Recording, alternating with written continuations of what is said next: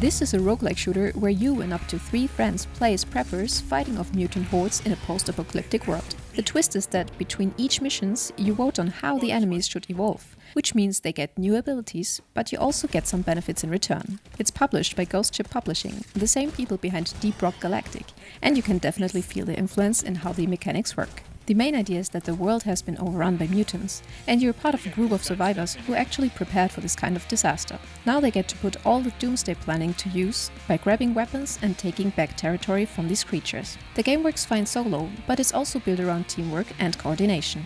You pick from 4 different characters and they each play quite differently. Each character has unique abilities, voice lines and upgrade paths that unlock as you play them more. The mission structure is pretty straightforward here. You drop into an area with specific objectives, like retrieving a safe, destroying mutant nests or rescuing scientists.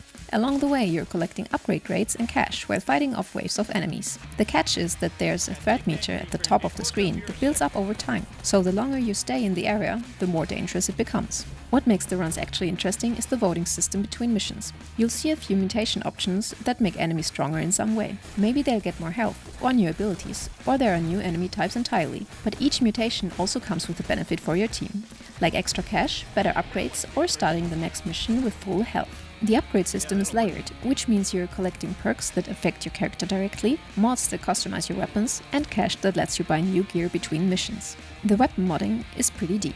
You can change things like magazine size, damage, accuracy and rate of fire. Some mods are more exotic, like turning your bullets into freezing rounds that slow enemies or explosive rounds that deal area damage. You can stack multiple mods on each weapon, and when you fill all the mod slots, the weapon levels up and gets even better baseline stats. Character progression happens over multiple runs. Each character gains experience and unlocks new perks, starting loadouts and abilities. So even when a run ends badly, you're still making progress towards making the character stronger for next time. There's also a meta currency you earn that lets you unlock new weapons and character upgrades in a shop between runs. The enemy variety keeps things from getting stale fast. You've got basic mutants, spitters that attack from range and move erratically, bigger creatures that charge and knock you around, and boss-type enemies with multiple phases. One thing that's worth mentioning is the game's approach to difficulty. Instead of just making enemies hit harder or have more health, the mutations often change how they behave. This keeps the challenge feeling fresh instead of just being a stat check. The early access version already has a solid amount of content. There are 19 different weapons, you've got 21 different enemy types, 14 mission objectives and 65 different perks to unlock. There are also 4 different difficulty modes that change how the progression works and add new challenges. You can join random lobbies or create your own and wait for people to join. And this sentence concludes today's video. If your time was respected, a like or comment is very much appreciated.